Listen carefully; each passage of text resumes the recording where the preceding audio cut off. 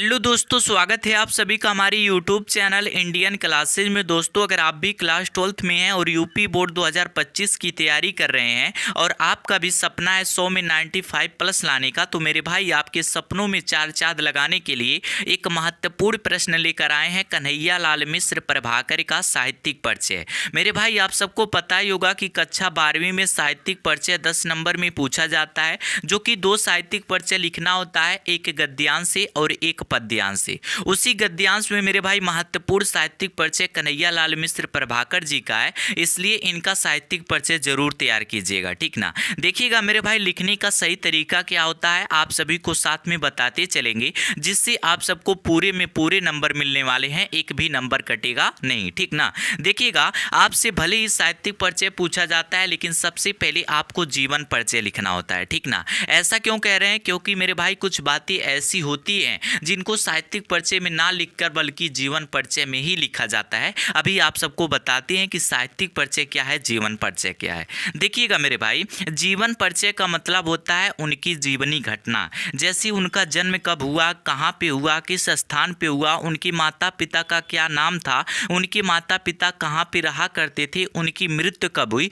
इन सब बातों को मेरे भाई जीवन परिचय में लिखा जाता है, क्योंकि ये इनकी जीवनी घटना है, ठीक ना। और साहित्यिक परिचय क्या होता है मेरे भाई, समझिएगा, इन्होंने अपने जीवन काल में कौन कौन सी पढ़ाई किए, किस स्थान से किए, ठीक ना, और इन्होंने अपने जीवन काल में लोगों को किस तरीके का संदेश देना चाहे, इन सब बातों को मेरे भाई साहित्यिक परिचय में लिखा जाता है, ठीक ना। तो देखिएगा, सबसे पहले आप सबको मेरे भाई जीवन परिचय हेडिंग डाल देना है और लिखेंगे कन्हैया लाल मिश्र प्रभाकर का जन्म सन 1906 ईस्वी में देवबंद सहारनपुर के एक साधारण ब्राह्मण परिवार में हुआ था, ठीक ना। अब जो कन्हैया लाल मिश्र प्रभाकर जी हैं, इनका जन्म मेरे भाई 1906 ईस्वी में हुआ था, और कहाँ पे? तो देवबंद, ये सहारनपुर के अंतर्गत आता है, और इस साधारण ब्राह्मण परिवार में हुआ था इनका जन्म, ठीक ना। ये इनका जन्म तिथि है और इनका जन्म स्थान है, आप सब मेरे भाई याद रखिएगा, ठीक ना। उसके बाद से देखिएगा, इनके पिता का नाम पंडित रामदत्त मिश्र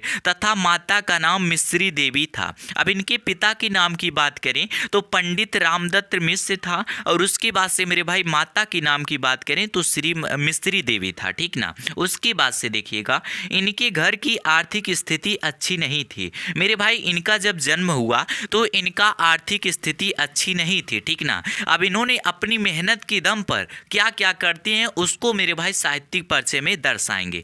जीवन परिचय में क्या आप सबको बताया लिखना है कि मेरे भाई इनका जन्म कब हुआ, कहाँ पे हुआ, और उसके बाद से इनके माता पिता का क्या नाम था, इनके माता पिता कहाँ पे रहा करते थे, इनकी मृत्यु कब हुई, इन सब बातों को मेरे भाई जीवन परिचय में लिखा जाता। अब यहाँ पे देखिए, मृत्यु नहीं लिखी है, अभी आप सबको बताएंगे कि मृत्यु कहाँ पे लिखना होगा, ठीक ना। उसके बाद से देखिएगा मेरे भाई, अगला हेडिंग बनाने वाले हैं साहित्यिक परिचय, जो कि यही हमसे बोर्ड एग्जाम में पूछा जाता है। लेकिन ऐसा नहीं है कि आप सब साहित्यिक परिचय हेडिंग डालकर और उसके बाद से पूरा छाप दीजिए, नहीं मेरे भाई, ऐसा गलती नहीं करना है। अब आप जन्म इनका साहित्यिक परिचय में लिखेंगे, मृत्यु इनका साहित्यिक परिचय में लिखेंगे, तो साहित्यिक परिचय नहीं कहा जाएगा, उसको जीवन परिचय कहा जाएगा, ठीक ना। हम सब 10वीं में लिखे हैं, आप सबको पता ही होगा, इसलिए मेरे भाई आप सबको बताएं कि जीवन परिचय में जिन बातों को लिखना होगा उनको जीवन परिचय में लिखेंगे, और साहित्यिक परिचय में जो लिखा जाता है साहित्यिक परिचय में लिखेंगे, ठीक ना। अब यहाँ पे देखिएगा, कन्हैया लाल मिश्र प्रभाकर हिंदी के श्रेष्ठ रेखा चित्रों,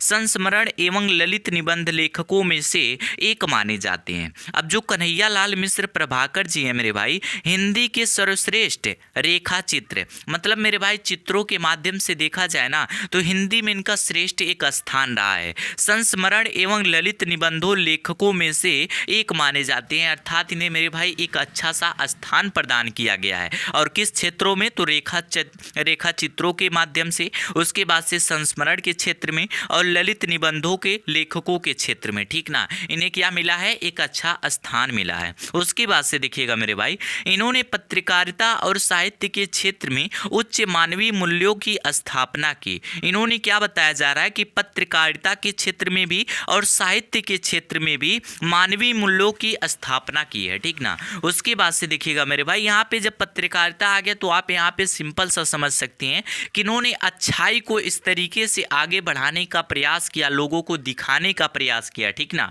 उसके बाद से देखिएगा, और नए लेखकों एवं साहित्यकारों का मार्ग प्रशस्त करके हिंदी साहित्य का एक नया आयाम दिया, ठीक ना। अब मेरे भाई जो नए लेखक होते हैं, जैसे कलाकार तो आप लोग देखे होंगे, अच्छे अच्छे कलाकार हैं हर एक क्षेत्र में, लेकिन उनसे भी अच्छे कलाकार अभी मेरे भाई इधर उधर भटक रहे हैं, उन्हें सही रास्ता नहीं मिल रहा है कि वहां तक वो कैसे पहुंच सकते हैं, ठीक ना। इसीलिए मेरे भाई कहा जा रहा है कि उन्होंने नए लेखकों एवं साहित्यकारों को मार्ग प्रशस्त करके हिंदी साहित्य का एक नया आयाम दिया। उसके बाद से देखिएगा मेरे भाई, इन्हें मेरठ विश्वविद्यालय द्वारा डीलिट की मानद उपाधि से सम्मानित किया गया था। अब डीलिट क्या होता है, तो जैसे आप सब 12वीं पास करेंगे, बीए, बीएससी, बीकॉम और भी कोर्स है उसको करने का अवसर मिलेगा, उसी प्रकार से मेरे भाई डीलिट भी एक कोर्स है और जिसे इन्हें क्या किया गया, मानद उपाधि से सम्मानित किया गया, ठीक ना।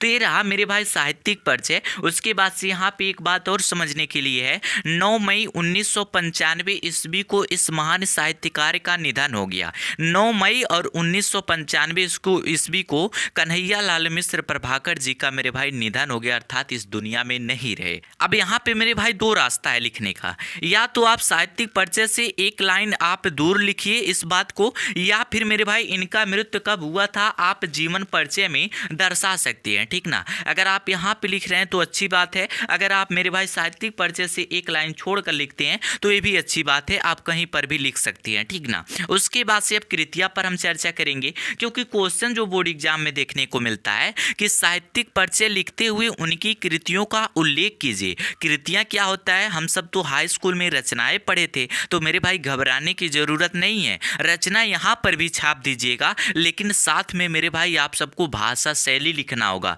और भाषा शैली कोई 2 पेज 4 पेज का नहीं है, बल्कि मेरे भाई मात्र 2 पंक्ति का है, ठीक ना। देखिएगा, सबसे पहले लिखेंगे इनकी प्रमुख कृतियां निम्न है, अर्थात इनकी जो रचनाएं हैं वो निम्न है। कौन कौन, नई पीढ़ी के विचार, जिंदगी मुस्कुराई माटी हो गई सोना, दीप जले शंख बजे, इनकी मेरे भाई महत्वपूर्ण उसके बाद से प्रमुख रचनाएं हैं। आप सब इनकी रचनाओं को जरूर तैयार कर लीजिएगा, बहुविकल्पी में आप सबको बहुत ही हेल्प मिलने वाला है, ठीक ना। उसके बाद से मेरे भाई भाषा शैली में क्या लिखेंगे, इनकी भाषा शुद्ध साहित्य खड़ी बोली है तथा इनकी शैली भावात्मक नाटकीय शैली का प्रयोग किए हैं। अब देखिए, भाषा शैली का मतलब ये होता है कि आप जिस भी लेखक लेखिका कवि कवयित्री का साहित्यिक परिचय लिख रहे हैं, उन्होंने अपना लेखन कार्य जो निबंध हुआ, रचना हुआ, साहित्य हुआ, वो किस भाषा में लिखे हैं और लोगों को भाषा कैसा लगता है उसी को मेरे भाई भाषा शैली में लिखते हैं, ठीक ना।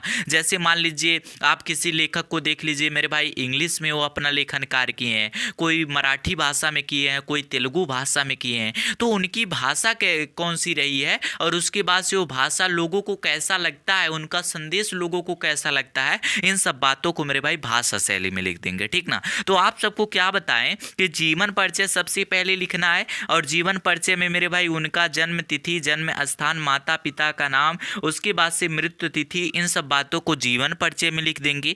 साहित्यिक परिचय में अर्थात उन्होंने अपने जीवन काल में कौन कौन से मेरे भाई काम किए, इन सब बातों को साहित्यिक परिचय में लिखेंगे। उसके बाद से कृतियां हेडिंग डाल के उनकी रचनाओं का उल्लेख कर देंगे, और साथ में आप सब भाषा शैली लिख दीजिएगा। मेरे भाई कंप्लीट साहित्यिक परिचय इसी को कहा जाता है, ठीक ना। क्योंकि बोर्ड एग्जाम में साहित्यिक परिचय लिखते हुए कृतियों का उल्लेख बोला जाता है, तो साहित्यिक परिचय भी हम समझ गए, कृतियां भी समझ गए। मेरे भाई जितना आप सबको बताएं, अगर इतना लिख देंगे ना तो 5 नंबर एक साहित्यिक परिचय लिखने पर आपको मिलने वाला है, एक भी नंबर कटने वाला नहीं है। बहुत से स्टूडेंट क्या करते हैं, साहित्यिक परिचय हेडिंग डालकर पूरा छाप देते हैं, जिससे उनको पूरा नंबर नहीं मिल पाता है, लेकिन आपको ऐसा गलती नहीं करना है, ठीक ना। तो दोस्तों उम्मीद करता हूँ ये वीडियो आपको पसंद आया, अगर वीडियो पसंद आए तो एक प्यारा सा लाइक कर दीजिएगा, हमारे चैनल पे नया हो तो हमारे चैनल को सब्सक्राइब कर दीजिएगा, और इस तरीके से हर रोज शानदार वीडियो पाने के लिए हमारे चैनल से जुड़े रहिएगा। मिलते हैं अगले शानदार वीडियो में, तब तक के लिए जय हिंद, जय भारत।